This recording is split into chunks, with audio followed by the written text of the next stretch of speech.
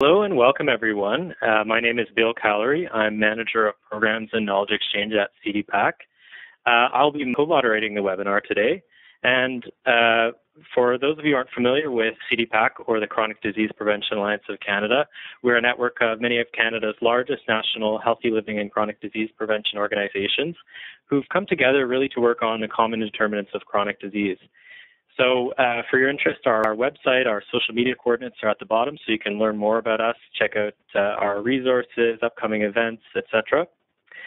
Today's webinar, it's part of a series of webinars being co-hosted by CDPAC and the Public Health Agency of Canada's Centre for Chronic Disease Prevention. It's entitled Enhancing Healthcare Professional Capacity to Integrate Evidence-Based Smoking Cessation Interventions. And we're extremely pleased to be co-hosting the webinar and really looking forward to hearing from our presenter today. We're also pleased to be continuing to offer an ongoing series of webinars on a range of different topics this year. So on behalf of CDPAC and our co-host, the Public Health Agency of Canada, I'd like to wish you a warm welcome and thanks for joining us today. So our Q&A moderator, I'm pleased to introduce Julie Green. She's going to actually be introducing our presenter today, and she's going to be chairing the questions and discussion with our presenter. Julie is currently part of the Partnerships and Strategies Division at the Public Health Agency of Canada, and she's worked in various positions in the health portfolio for over 17 years.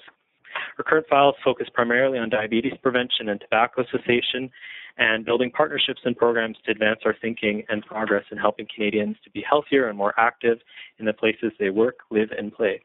So over to you, Julie. Thanks a lot, Bill. I appreciate the introduction, and welcome everybody to the webinar. So I think we've listed a bit of an agenda here, and Cheryl, if you wanted to speak to any of that, feel free to jump in. So we're going to talk a little bit about the CNRC. What we really want to get into is the project that we've developed here, which is the competencies and the accreditation exams. So we're going to talk a little bit about tobacco competencies, why accreditation, what the process looks like, recertification, et cetera. So those of you who are interested in her working in the field of tobacco cessation, this is really a good chance for you to discuss, listen, understand what those current competencies are in developing and delivering tobacco cessation. So by the end of the webinar, we would like participants to have a good understanding of the Certified Tobacco Educator program and how it can assist you or your clients in carrying out more consistent, more effective cessation across the country. So that's really what the project objective is, and the learning objective is for you to understand the objectives, the outcomes, the process. So I want to talk to you a little bit about the context in which this program is situated. So we are the Chronic Disease Prevention Centre at the Public Health Agency of Canada, and part of what we do is a grants and contributions funding program. So those of you who are familiar with grants and contributions know that this is the way that the government partners with and contributes to initiatives that are happening on the ground and in communities, but from a federal level. So our funding program encompasses a number of issues in funding programs, and they range from cancer, cardiovascular disease, diabetes, tobacco, healthy living, public access defibrillators, injury prevention, and of course tobacco, which we're here to talk about today. So I want to tell you a little bit about the context in which our program works. Some of you may be familiar with our program or how we fund, but a few years ago, we had the opportunity to take a traditional grants and contributions program and to turn it on its head in some ways, to figure out how we could do things better, how we could get projects that had more mutually agreeable objectives and outcomes, how we could get better value for our money, how could we get more people working in chronic disease prevention. And so we decided to take the existing lever that we had and the policy authorities that we're given with this funding program and figure out how we could turn this into more of a social innovation, social finance program. So looking at some of the items on our pictograph here, we would say one is we are open 365 days a year, and what we mean by that is that we have a continuous intake of letters of intent in our program. That means at any time during the year, you can send us a letter of intent, which really outlines the idea for your intervention. And the reason we've done that is we've discovered that it takes time to develop the type of ideas and partnerships that we need, and having a window open for a month at a time was not going to get us to where we needed. Part of what we do in terms of the way we work as well is we really focus on reciprocal capacity building. What most people think of the federal government as bringing to the table as money, but we like to think of what we bring to the table as smart money. And that's money that comes along with expertise, with resources, with connections, with access to networks. And we really look to understand what we have to offer to partners to develop a program and what different partners have to bring to the table. There's been a much stronger focus on the role of the broker in finding the projects that we want. We work in a one-to-one matched funding model. That's the leverage part that you see. That means for every dollar that we invest, another partner invests a dollar, and those dollars come from non-taxpayer funded sources. We're looking to bring new money into chronic disease prevention, and this is the way to do it. And finally, I'll say that we work on a pay-for-performance system, which means that no money is given up front to run an intervention, but that the applicant is paid upon completion of outputs. And really, that's just a way for us to have assurance that the government and taxpayers are getting what they pay for in terms of making a contribution to a program. So that's a little bit about how our new program works. I'm happy to have more follow-up conversations on that. So I'll just briefly talk about some of those chronic diseases that we deal with. And really, our program focuses on three common risk factors for chronic disease, and that's physical inactivity, unhealthy eating, and tobacco use. So you'll see that all of our projects will report against one or more of those indicators. You'll see on this slide where more of our funding has gone, and you'll see the matched funds that have been leveraged since the inception of our program. And I will say that this number changes almost on a daily basis as we continue to negotiate new projects. And there are a few projects where the government is now a minority funder, and that's to say we are providing less funding than other partners to the intervention. So that's certainly a change in the way that we work. You'll see that the majority of our projects fall into physical activity or inactivity and addressing unhealthy eating. You can see the funds that have been invested here in tobacco control and tobacco cessation. We receive $2 million a year from the federal tobacco control strategy, and we look to leverage those funds to make that pot grow. Some of you hopefully will have seen some of the media around our Running Room Run to Quit project this week. I believe it's been in almost every major paper that we've seen across the country has carried some mention of our Run to Quit project. And so those are the type of investments we're very proud to have made at Public Health Agency. You can see some of the partners that we work in. We do work with traditionally government grants and contributions programs, work with not-for-profits and academics. So you can see that we've added another sector to our partnerships, and that's working with the for-profit or charitable sectors. Some of the partners you'll see listed here have never worked with government before, have never considered working with government, weren't sure why they should or would need to work with government. So when I talk about co-creation, brokering, and reciprocal capacity building, you get a sense of the amount of time, energy, and commitment that it takes to bring new partners to bear on these issues. So I just want to tell you a little bit about the funding program that we work in. And the CNRC project that you're about to hear about was one of the first investments that we made in the tobacco program when we started to receive the tobacco money in 2012-2013.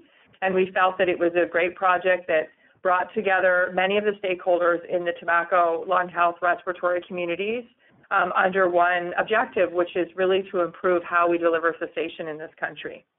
So on that note, I'm really pleased to introduce to you Cheryl Connors, who is the Executive Director of the Canadian Network for Respiratory Care and is the project lead, the passionate engine behind this project, the Enhancing Healthcare Professional Capacity to Integrate Evidence-Based Smoking Cessation Interventions. So over to you, Cheryl. Great. Thank you very much, Julie. And I know the title of our project is a mouthful. I'm going to start off by just introducing the Canadian Network for Respiratory Care to those of you who may not be familiar with our organization. This is our mission statement, and you'll see we have added, because we were founded as a respiratory organization, but we have added tobacco use disorder to our mission, and I'm going to talk more about that as I go through the competencies. CNRC was founded in 1994. We are a nonprofit and a registered charity, and we have a combination of individual members who are our certified asthma, respiratory, COPD, and now which is chronic obstructive pulmonary disease, and tobacco educators. And we also have organizational members, and our organizations are organizations with an interest in respiratory care and tobacco use disorder. And we've always been funded because we were originally an umbrella organization, and we are a unique example of cooperation and collaboration amongst numerous healthcare professionals and organizations. And really that spirit of being an umbrella and collaborating is one of CNRC's core guiding principles. So when we had the opportunity to work in a public-private partnership, that was very much one of our essential principles. This is a list of our current member organizations, and you'll see that initially very strong foundation in respiratory care, and we'll continue to expand to bring other organizations that are more traditional in tobacco prevention and cessation into our umbrella. I'll talk a little bit about our current credentials. So we began as the Canadian Network for Asthma Care. So the very first credential that we offered was the Certified Asthma Educator credential. And that first credential was in 1999. In 2007, we started work on our new Certified Respiratory Educator credential, which included both asthma and COPD. And the framework that we are building will continue to allow new chronic disease modules to be added into our credentialing framework. So I'll speak more to that as we talk about the competencies. This is the current makeup of our educators. So there are almost 1,800 certified respiratory and tobacco educator, over 1,000 certified respiratory educators, 452 certified asthma educators. To explain the difference between those two credentials, our certified asthma educators work primarily in pediatrics, and we recommend that any healthcare professional working with adults would do the Certified Respiratory Educator credential so that they can cover both asthma and COPD. We do some COPD certification in the U.S. only because there already is asthma certification there, but we were asked to expand into the U.S. and, in fact, are doing that internationally because we are the only organization that does that has major programming for COPD. And then we have our new program, and to date we have 138 certified tobacco educators. And you'll see there are a broad range of healthcare professionals. The majority are respiratory therapists. We're at 45%. Fastest growing group are pharmacists at 25%, nurses 23%, and a wide range of other types of healthcare professionals. We do anticipate that with our new Certified Tobacco Educator credential, we will start to get a broader range of health professionals. This is some of the great things that our educators do and why patients seek them out, and they really do extend the services of a physician. One of our core key messages is that education takes time, and a busy physician doesn't always have the time to do education with patients, and that's something that our educators are great at. So I'll speak now to the project. Again, this was a multi-year project, and there were main deliverables of the project. The big components were that we created the current evidence-informed competencies for tobacco educators, and then we also created a training program for healthcare professionals that can be delivered both in person and online, and the national certification exam. Our secondary deliverables was to look at the state of tobacco use training and training materials in the country, and we did a comprehensive needs assessment on that. And we've created an online collaborative network for the tobacco educators. We were very fortunate to have a wide variety of funders, sponsors, and development partners on the project that in some provided cash and other provided knowledge and resources, staff time.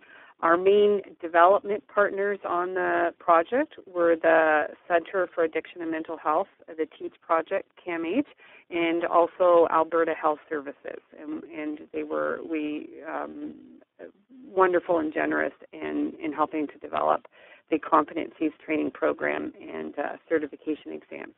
So the program objectives are supporting clients with tobacco use disorder, creating that current comprehensive and evidence-informed training for healthcare professionals, and also to recognize the skills and knowledge of healthcare professionals providing tobacco prevention and cessation, and to bring greater consistency to existing tobacco prevention and cessation training programs across the country. Our target audience is a broad range of healthcare professionals. In order to qualify to become a certified tobacco educator, you must have a degree or diploma in a recognized healthcare profession that includes counseling within its scope of practice, and that's some of them. We are recognizing health in its broadest sense, so not just regulated health professionals.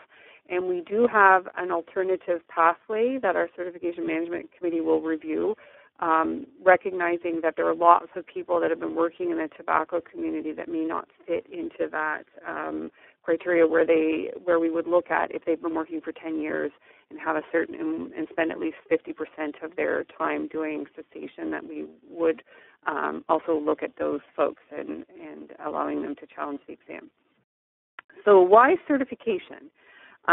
So this is our answer to why we do certification, but they do have a well-defined purpose, which is to protect the public by ensuring that those who are certified possess sufficient knowledge and skills to perform important activities safely and effectively.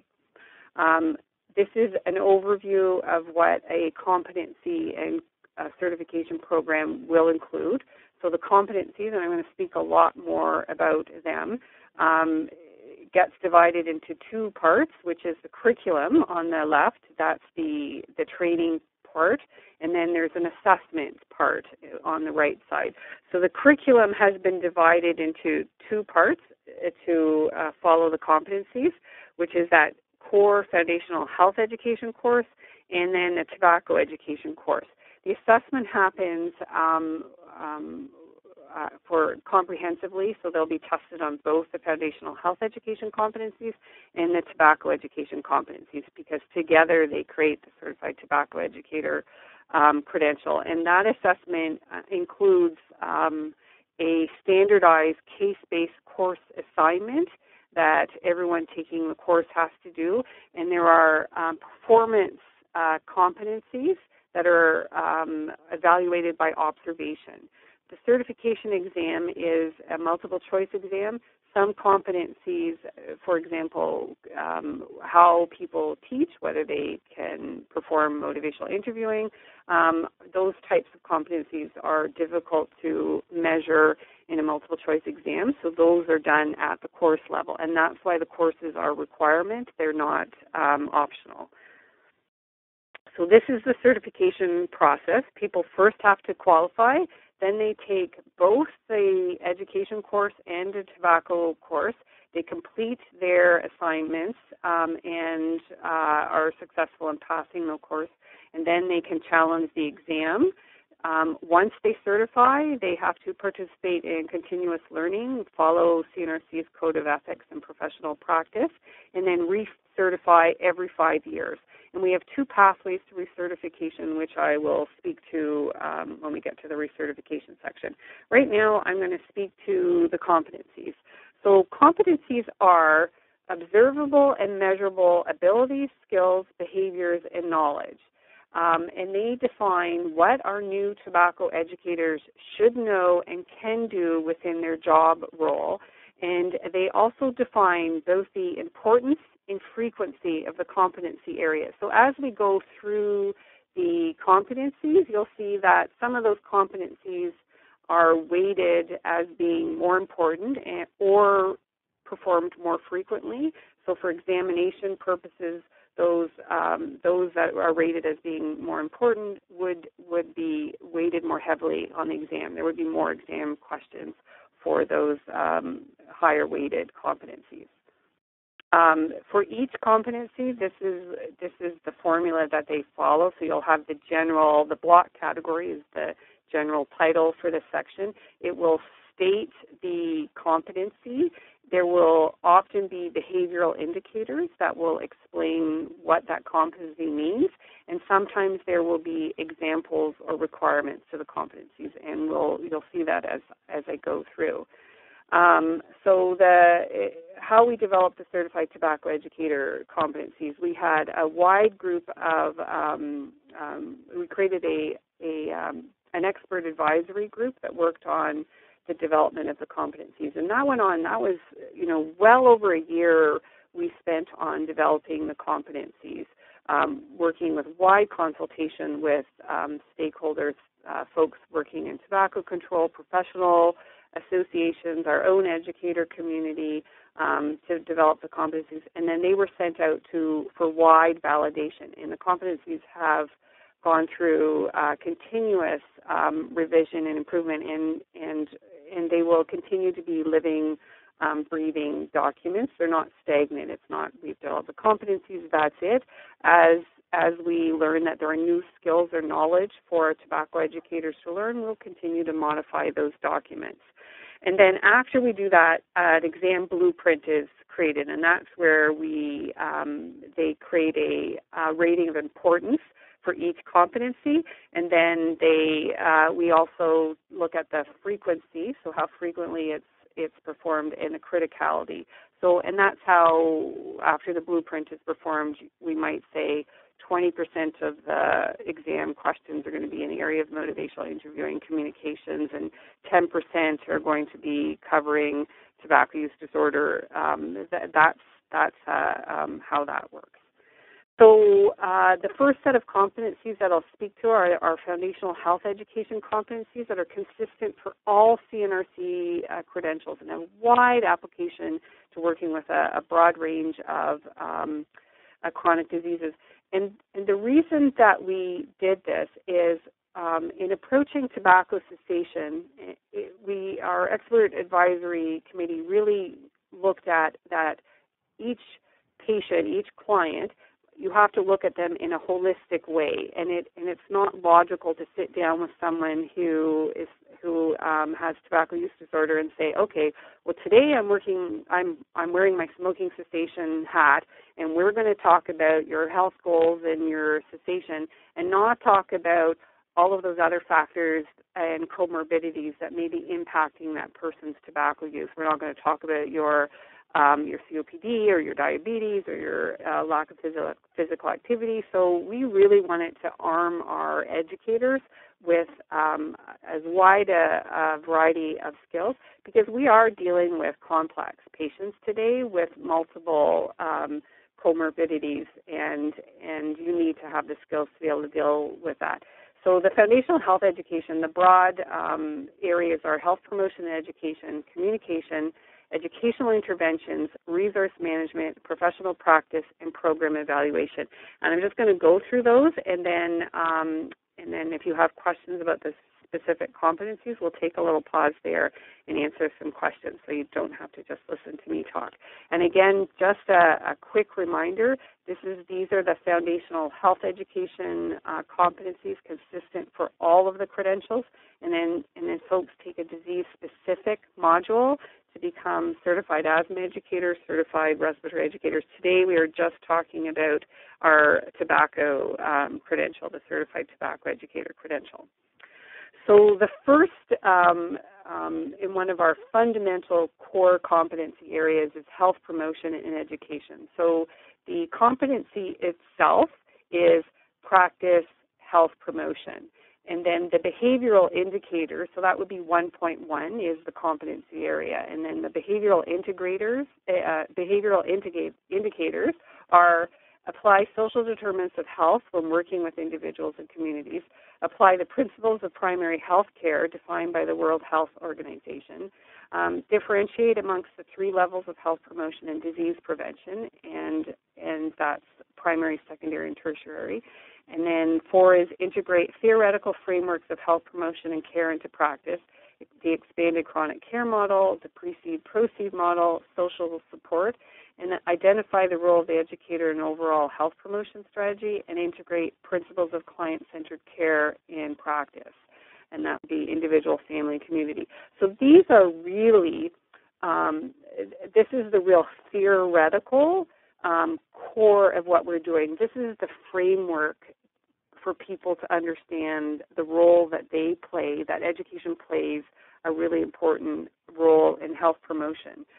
In developing the course to support this, because a lot of these concepts are more challenging for clinicians, we've really spent a lot of time not just, making people understand, the theory, but to create education strategies, the real clinical application. So what does that mean to you as an individual clinician? Because we're really trying to drive health professional practice that as individual clinicians, they do have an important role to perform in health promotion.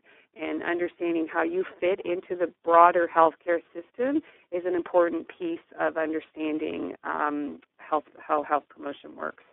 The next competency, apply education theory. And this is really for cessation, which was heavily founded in coming out of psychological practice and using motivational interviewing and maybe a little trans-theoretical model. But we've really merged our education approach with that traditional approach that was being taught in cessation programs. So we go through education theories, behaviorism, constructivism, humanism, cognitivism, and so that folks understand how people learn and how to teach them. And then looking at the models and theories of behavior change, the health belief model, social cognitive theory, self-efficacy theory, the theory of planned behavior, trans-theoretical model, and the confidence and conviction model. And the reason that we have this strong foundation in education, in the same way that you practice evidence-based medicine in your practice, we are also promoting evidence-based education. Again, in the course that we've designed, we've really worked very hard to take those theories and show people the practical applications. So what we say is that we're building a toolkit of strategies for educators to use when they're working with their clients who smoke. So it's not just relying on there's just one way to approach this client. At the end, you're going to have a much more comprehensive range of skills and knowledge and abilities to be able to help your clients as they're all individual. Communication is the next major competency area, and this is to use communication methods and techniques and implementing motivational interviewing. So verbal and nonverbal communication.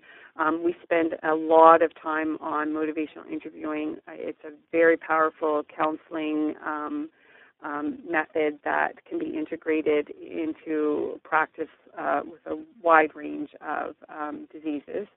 And then the next section is educational interventions, and the first one is assess the client, and this is the list of all of the client characteristics and needs relevant to learning, so that when you work with your client, you take a look at their determinants of health, their motivation, their preferences, their developmental stage. We talk about health literacy, their abilities, their health, looking at concurrent diseases and disorders, culture, and their previous health education and experiences.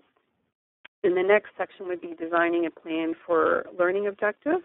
I'll speak to this a little bit in the training, but this is one of the pieces that we're very excited about. But how we want everyone to start off creating health goals with clients that are SMART, which is specific, measurable, achievable, relevant, and time-bound, and then creating learning objectives to support the client's health goal. Responding to their client learning characteristics and needs, selecting instructional methods, selecting resources, identifying any required client accommodation, and identifying factors that are barrier support to their potential. Then we would implement an education plan, and that would be demonstrating effective instructional methods for individuals and group, addressing barriers and supports to implementing that plan, and then always evaluating the client learning objectives. By developing those SMART client learning objectives, we want healthcare professionals to consistently be revisiting those learning objectives to see whether the client has achieved those outcomes. The next section is resource management, and this is with a wide range of information that is available to clients today, and we always laugh about Dr. Google. We want our health professionals to understand and also be able to teach their clients how they can discern what are good resources that they should be sharing with their clients. And then in the same note, we've put integrating technology into practice, because certainly with our Certified Respiratory Educators, technology is a new competency for them, as it was an area that we had identified as being weaker for our clients.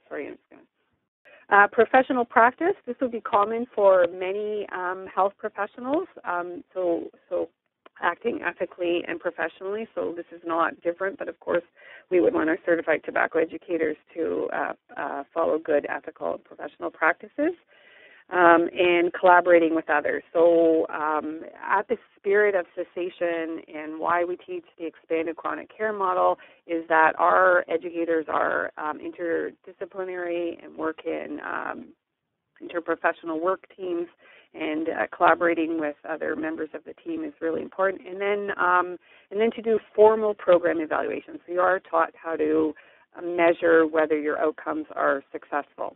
Julie, should we stop there? Sure. I've got two questions. Okay. So the first question is from Tracy Hoskin, and she's asking, do you have a provincial or regional breakdown of tobacco educators? Yes, I do, and I can provide that afterwards of the 138 who don't have it off they're right now right across the country, I'll explain where we piloted the training programs, but probably a little more in Alberta, because that was where we ran one of our big programs, Alberta, Ontario, but they really have been right across the country so far. The second question we have is from Mandeep Kalra. She says, do the CREs have to repeat the education module for CTE? No, we've developed, because they've already been evaluated on the education competencies, because that would have been included in their Certified Respiratory Educator credential. They do not have to do a new course, but they are tested on the new competencies, because the new foundational health education competencies are quite different from the education content in the Certified Respiratory Educator credential, because we've really moved in a lot of really new and exciting competencies with the new program. Okay, and so the second part of that question is the education module different than RespectTrek? RespTrek. So RespTrek is the program run by one of our training partners, the Lung Association of Saskatchewan, and that's a national training program that many health professionals may be familiar with. They have already integrated the new competencies into their new education for chronic disease management. So it covers the competencies. Thank you. Those are the questions I have right now. Okay, great. So we'll move on to tobacco now. So the tobacco education competencies, and I'll just start off by saying, one of the reasons it took us a long time to develop the tobacco education competency was looking at the process. It's not a linear process, so we really struggled with how do we organize the competencies in a logical way. So this is what we finally have come up with, and but it's not a you don't go from step 1 to step 2, step 3. There would be there are some things that would happen organically throughout your time with your clients. But we're going to look at the tobacco epidemic, tobacco use disorder and other substance use, tobacco control, assessment, interventions, pharmacological, alternative, and complementary treatment, client-centered approach, and then tobacco programs and systems. So the first part of the credential, we look at examining the tobacco epidemic. And I have to say this was one of the, our tobacco educators were doing prevention and cessation. So we also want them to educate high at-risk groups before they start smoking. And even working with their clients who do smoke, having a high-level understanding of the tobacco epidemic is why we've included this competency. It is a very, very small part of the blueprint because we don't want people spending a lot of time memorizing statistics. It's challenging to manage because the statistics change all the time, but having some sense, especially in your own community, are your smoking rates going up? Are they going down? We've seen that coast to coast while overall the tobacco numbers are coming down. There are sections where, parts of the country where, particularly in the 20 to 45 year age group, we're seeing some increases in smoking rates, and that should be a particular concern for the health professionals. So that's what that competency means. That's what we want you to take a look at and have a sense of what's happening globally as well, as it will impact you here when you look at immigration, having an understanding of the culture of where people are coming from, what the global tobacco works at. The second one would be that explain the biological and environmental harm associated with tobacco use. So that's looking at the effects of tobacco use on morbidity and mortality, describing the health impacts of the toxic components and carcinogens in tobacco products, harm associated with secondhand and third-hand or latent types of tobacco smoke exposure, looking at the impact of tobacco use on the environment, and also looking at the harm associated with contraband tobacco products. Then we look at tobacco products themselves, and I'll just backtrack a minute here to say we have included marijuana in our tobacco educator competencies. We spent a lot of time going back and forth when we decided what we were going to call this credential, and we had started off calling it the Certified Smoking Cessation Educator because we wanted to be inclusive and include marijuana. We did extensive marketing research, and just the word cessation wasn't a patient-friendly word, and we wanted to try to make it shorter.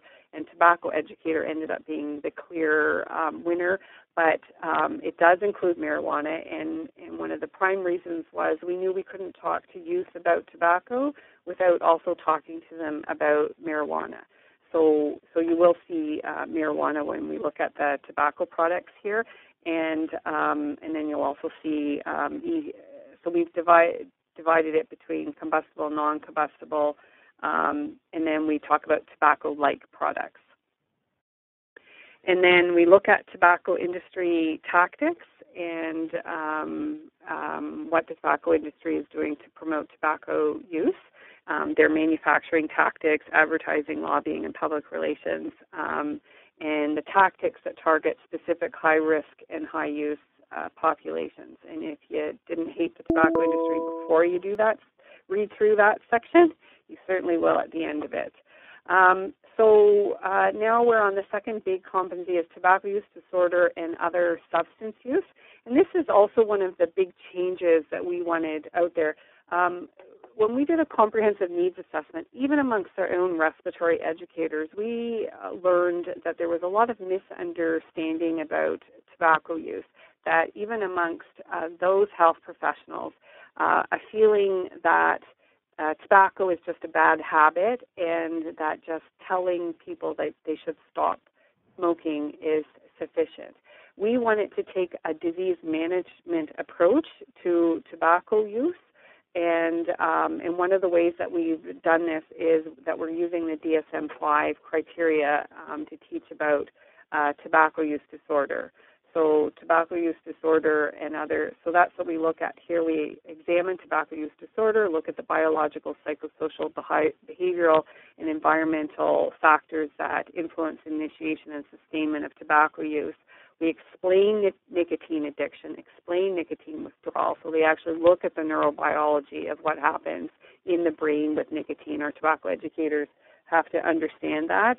And then we look at both the diagnostic criteria and the withdrawal criteria. We examine the relationships between tobacco use and other substance use, including alcohol and marijuana.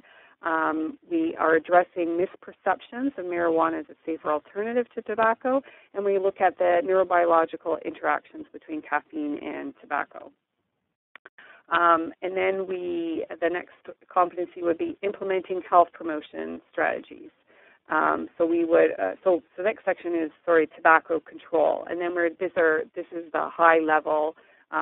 What are the elements of tobacco control? So the first one would be implementing health promotion strategies, and that would be looking at the prevention, protection, cessation, and denormalization that occurs in health promotion. Identify the role of an educator in tobacco control. So what is the role of a clinician working in tobacco control? And then support primary prevention activities and organizations in the community. And an example was listed there to explain that competency, organizing a school prevention program. We describe tobacco cessation. These are high-level competency items, looking at the benefits of cessation. And we explain the different approaches to cessation. So self-directed, people are quitting on their own, brief, minimal. Many of you will be familiar with programs such as the Ottawa model that involve brief and minimal interventions, and then intensive interventions. And our program is really training health professionals to do those intensive interventions. They are also taught about brief and minimal interventions because there are many times tobacco educators simply aren't going to have the time to do the intensive interventions with their clients. We look at the 5 A's and also look at harm reduction. The next session is assessment, and this is a comprehensive assessment that they would do with clients that links very much the assessment section that they've already learned.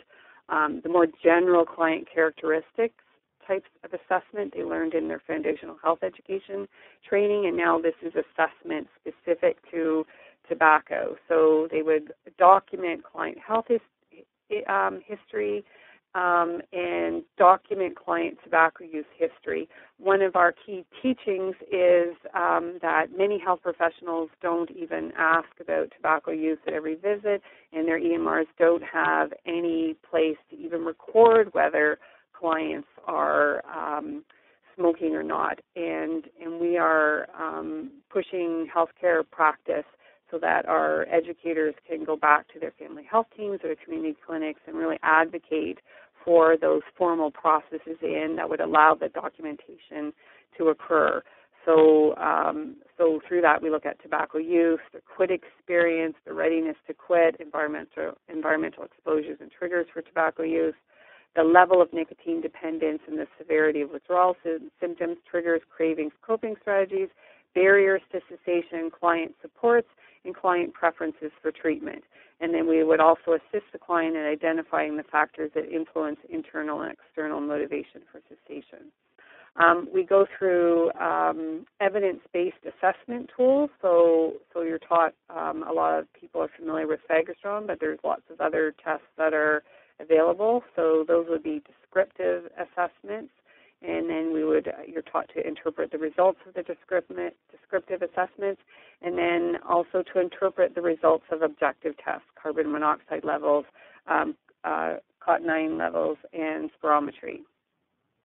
And then the next section will be creating a quit plan in collaboration with the client, and we are big on the use of written action plans for managing asthma and COPD, and we've been working really hard on creating a quit plan template, which we have done. That would be a very short written quit plan that our tobacco educators can share with their clients. So that would start with them creating a SMART goal for the quit plan, and then looking at the therapies and treatments, recommending strategies to address the impacts of tobacco cessation, and developing relapse prevention plans. The next thing would be counseling clients. So they're taught both motivational interviewing and cognitive behavioral therapy. Motivational interviewing is taught in the core foundational health education. In the tobacco course, it is really reinforced and applied very specifically to tobacco, describe therapeutic relationships with clients, and then looking at the different types of counseling methods, telephone, one-on-one, group, and internet-based counseling. The next section would be support the client through relapse, and this is where it's really really encouraging the educators to do that formal follow-up and evaluate and continue to reevaluate their success, and if the clients relapse, to continue to work with them to get them right back on their quit plan, so adjusting intervention and relapse plans. And then pharmacological, alternative, and complementary treatment. This could have been part of interventions. We pulled it out just because interventions was too long of a section. So pharmacological interventions is looking at contraindications, precautions, adverse events, dosage, administration, interactions, costs, and combinations. And I will just briefly say that this is discuss pharmacological interventions. It's not recommend, prescribe. So we have sort of a big black box warning for our tobacco educators here that they must still act within their scope of practice. So if your scope of practice says that you can recommend or advise on pharmacological interventions, that's fine.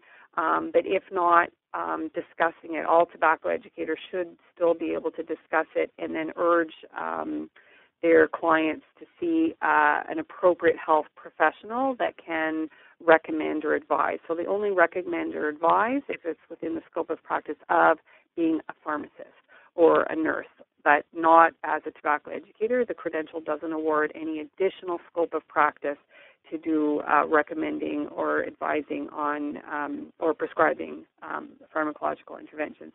And then we evaluate alternative and complementary approaches and treatments for tobacco cessation. So that's examine the evidence on it.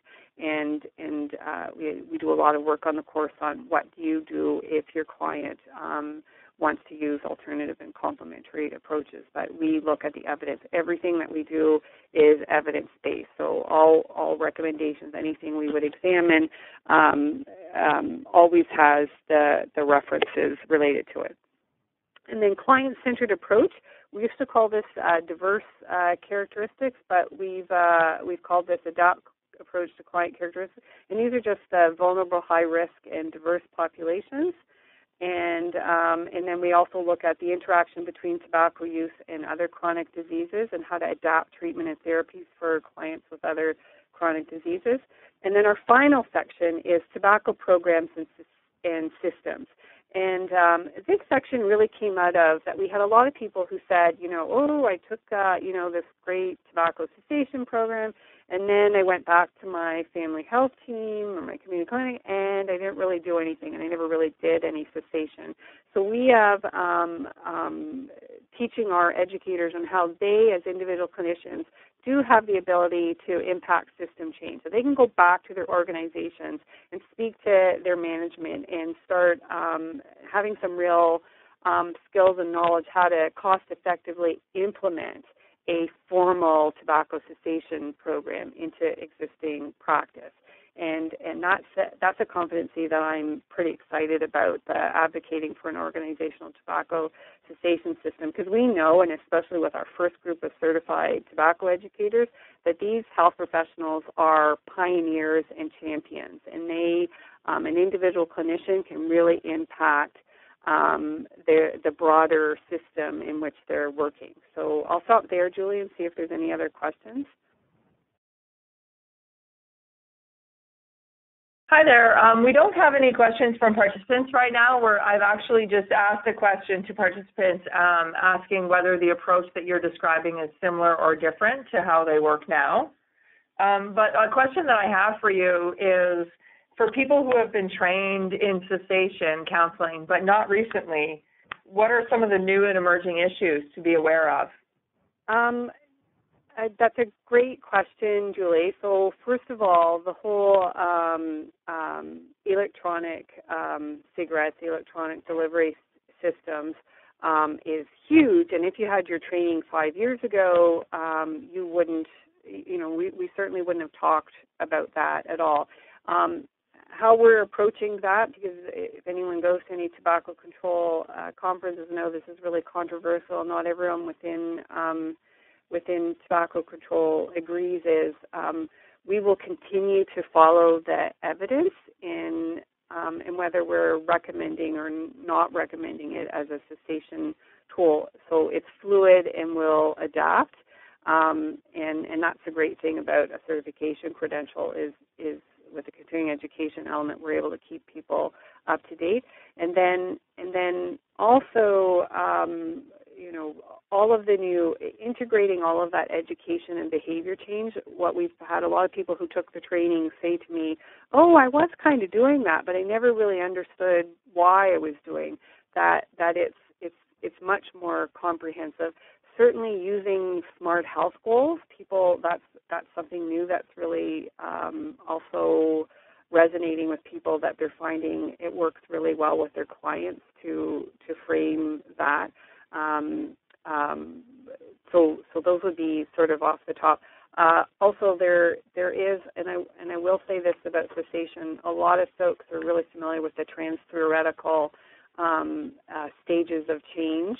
Unfortunately, which is like that people go through stages of change to make behavior, pre-contemplation, contemplation. And you'll see that a lot of smoking cessation materials are framed in, for smokers who are ready to quit versus smokers who are not yet ready. And we've really taken a look at that evidence, and by putting a disease management framework to it, that really became a reason why healthcare professionals weren't treating tobacco use as a disease by saying, oh, well, this client is pre-contemplative, so there's nothing I can do. We think that there's lots that you can do, and we're giving you all kinds of tools and skills that you can still have impact with clients who you might have formally classified as being pre-contemplative. And that's where it's really looking at the evidence of what works and what doesn't work. Great. Thank you, Cheryl. I have two questions that just came in. One I think you might cover in your next section, but I'll ask it. It's from Gail Hallis. Trained healthcare professionals, what is available for ongoing support? In terms of the training courses, Julie, is that the question? It just says trained healthcare professionals. So perhaps if you're already trained, what's available for ongoing support? Right. So and you can go to our website afterwards, and I'll talk to the training programs that are available now. But if someone has already taken comprehensive tobacco training and education that would cover the foundational health education competencies, they could go right to challenging the exam. So they don't have to take a course if they already have taken a program. So if you've already taken PHAC or PHAC in Alberta or the Mayo Clinic program, then no, you don't have to retake a tobacco course. Thank you. And Gail, let us know if that answered your question. If not, just send me a note here on WebEx. The other question comes from Jimmy Joy.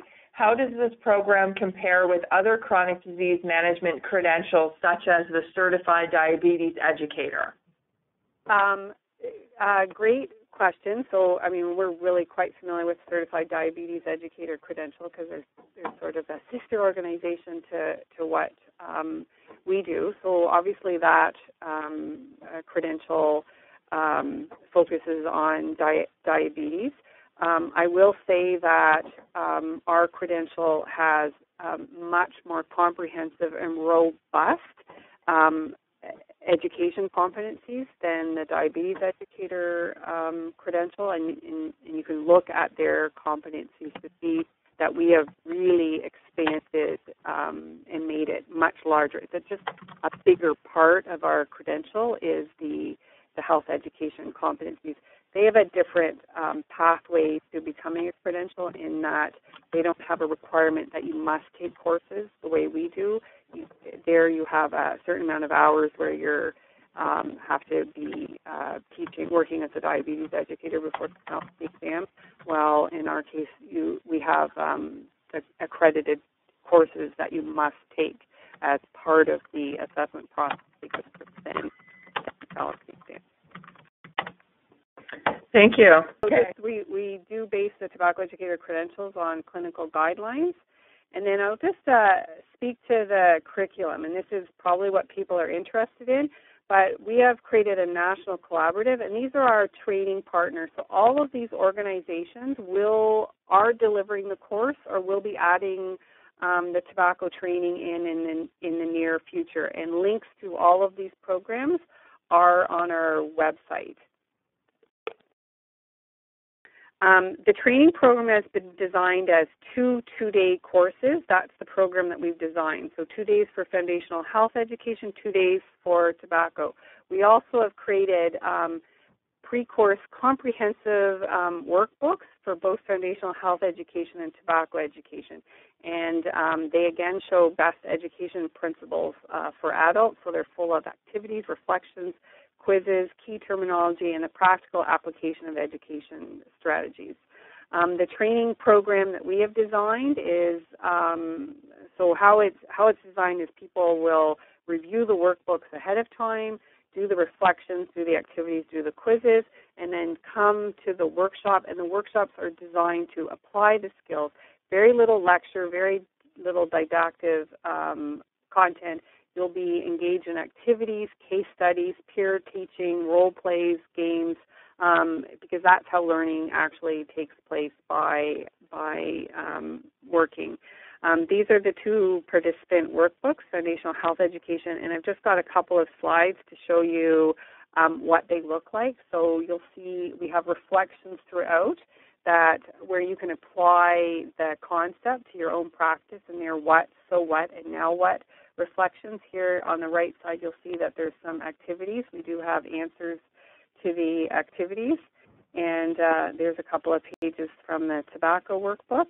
And here's an example of a quiz and an activity, and then so at the end of every unit, there will be a quiz, the key terminology, and the activity answers. And here's the unit review with the key concepts and key terms on the left there.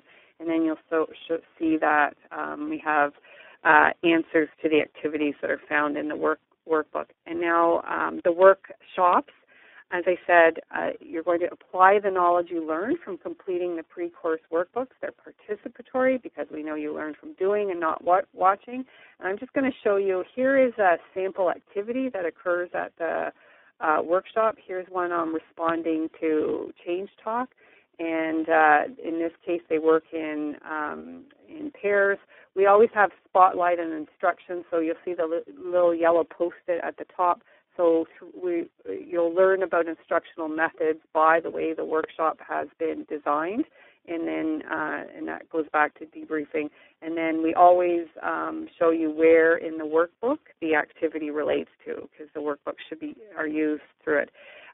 Here's one of our key teachings in the course is about health goals and learning objectives. So here's the activity that we've done here, and we explain what a learning objective is and how to set them. And here we describe what a SMART health goal is. And then we do an activity. So here's the activity. Write a SMART health goal for something you would like to achieve. So everyone takes a few minutes, they write their own health goal, and then we debrief on the health goal. And then here's an example of someone having a health goal. I would like to take my dog for a 20-minute walk 3 times a week. And then we would have a group discussion about whether that's a SMART goal. Is it specific? Is it measurable? Is it achievable? Is it relevant? And is it time-based? And there are elements missing from that goal. And then here we look at how to make that goal better, to make it more specific. Starting this Monday, I will walk my dog for 20 minutes every day because it will help me have more energy. And the because We've added to our SMART health goals because we found that by having people write that because statement, it really helps to bring the relevance of the health goal. So for someone wanting to quit, on Monday I will quit by using NRT because I care about my grandchildren and want to be here for them. So really to start to be able to have those conversations about the relevance is important. And then again, further activities on practicing writing health goals and learning objectives. And we always have a client case that we work with. And so that's an example of an activity that occurs in the course. You can see how that's very different from sitting in a room listening to someone lecture, as you're all listening to me talk for so much. And then we would follow up that activity by having a conversation about, in the higher learning, about what happens when your goals are different.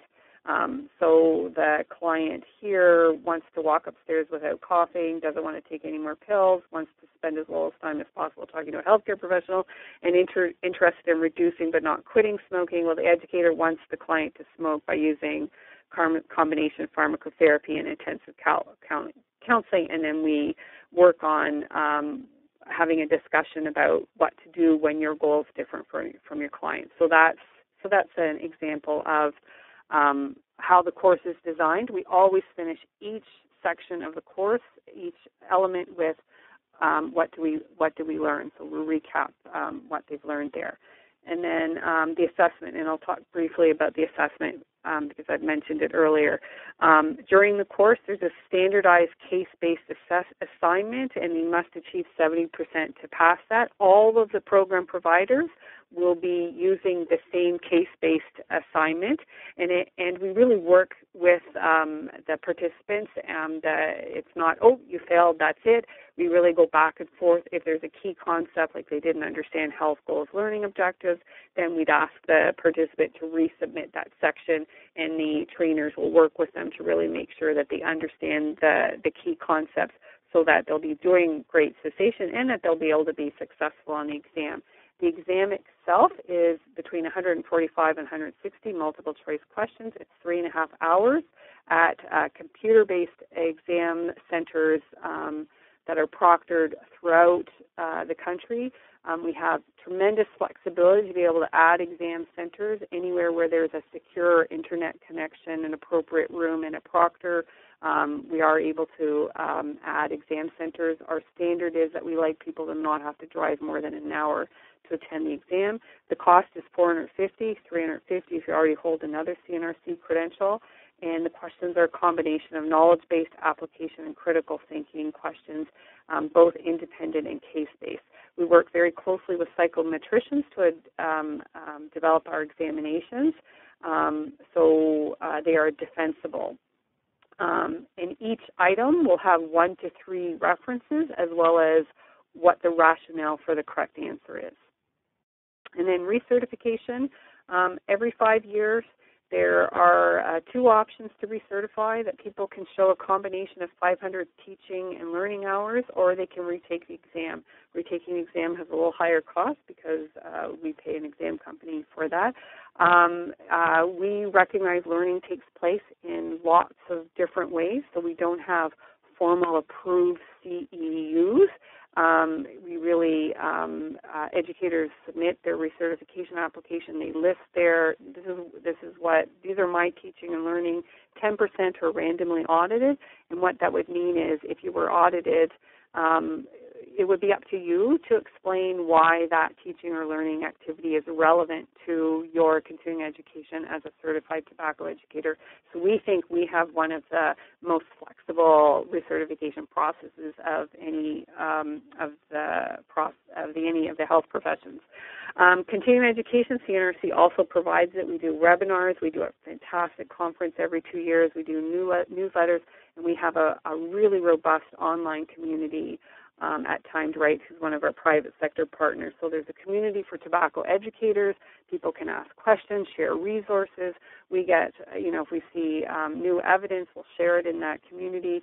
And people can, we see connections from across the country. We're working on putting together a group program. Does anyone have any resources? And someone from the other side of the country could go, great, I'll share, and they make connections and share resources. It works really well.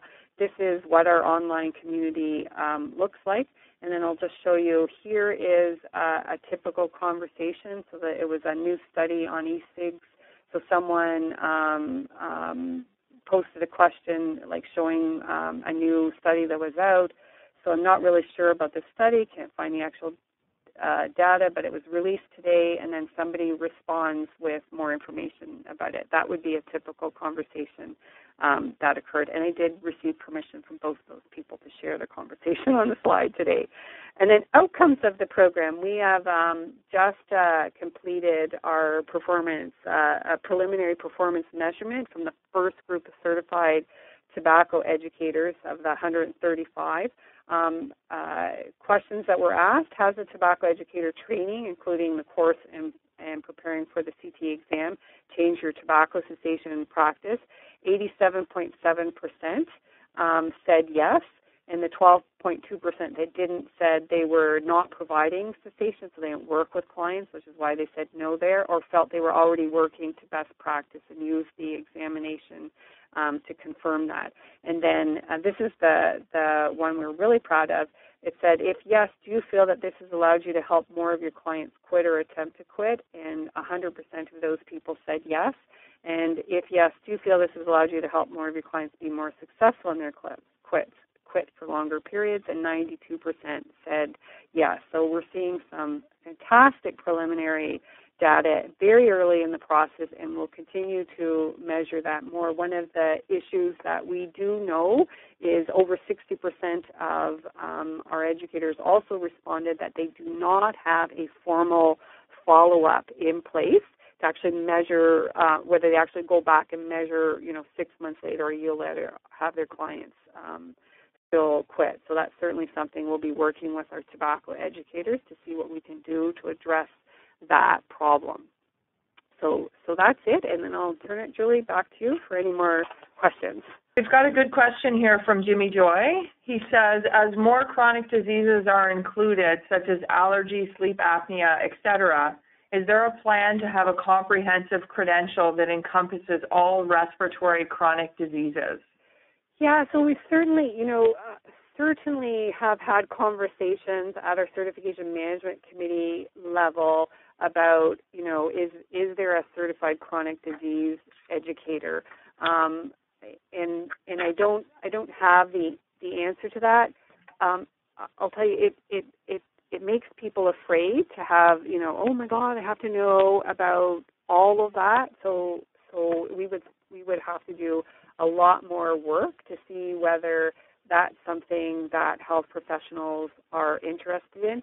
We think that makes sense, and you'll see that in our foundational health education, why you're seeing those more comprehensive, because we have, so many of the chronic diseases are related to those same factors. And Julie, you explained that with your public health agency funding priorities, the lack of physical activity, unhealthy eating, and tobacco cessation, and tobacco use.